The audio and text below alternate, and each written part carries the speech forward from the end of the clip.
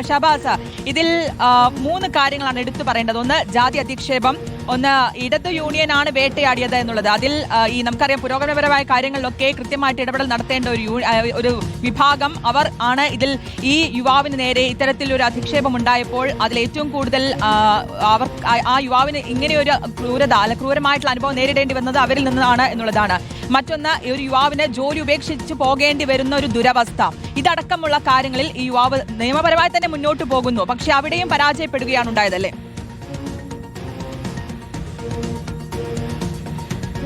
ശ്രുതി, അത് തന്നെയാണ്. നിയമ സംവിധാനങ്ങൾക്ക് മുന്നിൽ തനിക്ക് നേരിട്ട ദുരനുഭവം വ്യക്തമായി പറഞ്ഞ് അതിന്റെ നടപടികളുമായി മുന്നോട്ട് പോവുകയായിരുന്നു ആ യുവാവ്. 2024 ഈ തത്തപ്പള്ളി ക്ഷേത്രത്തിൽ ജാതി അധിക്ഷേപം നേരിട്ടു. ജാതിയുടെ പേരിൽ തന്നെ അവിടെ നിന്ന് മാറ്റി നിർത്തി തനിക്ക് മോശം അനുഭവം ഉണ്ടായി എന്ന കാര്യം നിയമത്തിന് മുന്നിൽ ആ യുവാവ് തുറന്നു പറഞ്ഞു. കൃത്യമായി പരാതികൾ നൽകി, കോടതിയുടെ മുന്നിലടക്കം ആ പരാതി എത്തിയിട്ടുണ്ട്. ആ കാര്യത്തിൽ നിയമ നടപടികൾ കൃത്യമായി തന്നെ പോവുകയാണ്. അതിനിടയിലാണ് ആ പരാതി പിൻവലിക്കാൻ അല്ലെങ്കിൽ ജാതി അധിക്ഷേപം നടത്തിയ ആളെ സംരക്ഷിക്കും വിധം ഒരു സമീപനം ഇടതു യൂണിയന്റെ ഭാഗത്ത് നിന്ന് ഉണ്ടായി എന്നൊരു പ്രധാനപ്പെട്ട കാര്യം യുവാവ് ഉന്നയിക്കുന്നത്. അതായത് ഇടതു യൂണിയൻ എപ്പോഴും ഇത്തരത്തിൽ ഈ ഇരകളെ സംരക്ഷിച്ച് പിടിക്കേണ്ട ആളുകളാണ്. അല്ലെങ്കിൽ ഈ ജാതി അധിക്ഷേപം നേരിട്ടു എന്ന് പറയുമ്പോൾ ഈ യുവാവിനൊപ്പം നിലകൊണ്ടുകൊണ്ട് ആ നിയമ നടപടികൾക്ക് പൂർണ്ണമായ പിന്തുണ നൽകേണ്ട ആളുകൾ അവർ തന്നെ ഇത്തരത്തിൽ ഈ യുവാവിനെതിരെ ഈ ജാതി അധിക്ഷേപം നടത്തിയ ആളെ പിന്തുണച്ചുകൊണ്ട് രംഗത്തെത്തുന്നു എന്നുള്ളതാണ് പ്രധാനപ്പെട്ട കാര്യം.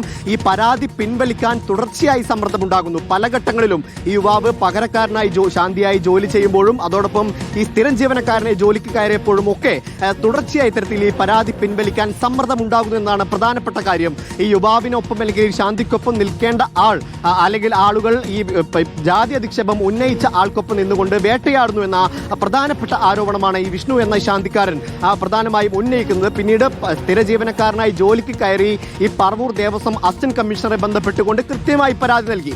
അപ്പോഴും പറയുന്നത് തനിക്കെതിരെ പരാതികൾ അല്ലെങ്കിൽ ഈ വിഷ്ണു എന്ന യുവാവിനെതിരെ പല കേസുകളുണ്ട്, പല പരാതികൾ കിട്ടിയിട്ടുണ്ട്, അതുകൊണ്ട് താൻ ആവശ്യപ്പെടുന്ന ക്ഷേത്രം നൽകാൻ കഴിയില്ല എന്നതാണ് ആ പറവൂർ ദേവസ്വം അസിസ്റ്റന്റ് കമ്മീഷണർ നൽകിയ മറുപടി. അതായത് ഈ വിഷ്ണുവിനെതിരെ കള്ളക്കേസുകൾ ഉണ്ടാക്കാൻ പലവിധ ശ്രമം ഇടതു യൂണിയന്റെ ഭാഗത്തു നിന്ന് ഉണ്ടായി എന്നാണ് വിഷ്ണു പറയുന്നത്. അതിന്റെ ഭാഗമായാണ് പല കേസുകളുണ്ട് എന്ന് പറഞ്ഞ് വിഷ്ണുവിനെ പേടിപ്പിക്കാൻ ഒരു ശ്രമം നടത്തുന്നത്.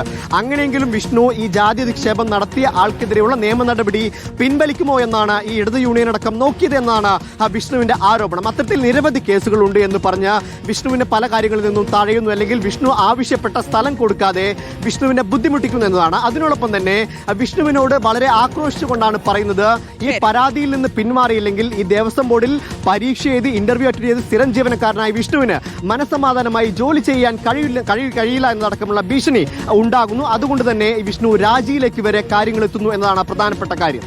ഓക്കെ, എന്തൊരു ദുരവസ്ഥയാണ് ഒരു യുവാവിന് ഈ നാട്ടിൽ, നമ്മുടെ നാട്ടിൽ, കേരളത്തിൽ ജോലി ചെയ്യുമ്പോൾ ഉണ്ടാകേണ്ടി വരുന്ന ഒരു ദുരവസ്ഥ എന്നുള്ളതാണ്. ജാതി അധിക്ഷേപത്തിന് പരാതി നൽകിയതിനാണ് ഇടതു യൂണിയൻ വേട്ടയാടിയതെന്നാണ് ക്ഷേത്രം ശാന്തിക്കാരൻ പരാതി നൽകിയിരിക്കുന്ന വിശദാംശങ്ങളാണ് സജോ ദേവസിയും ഷബാസ് അഹമ്മദും നൽകിയത്.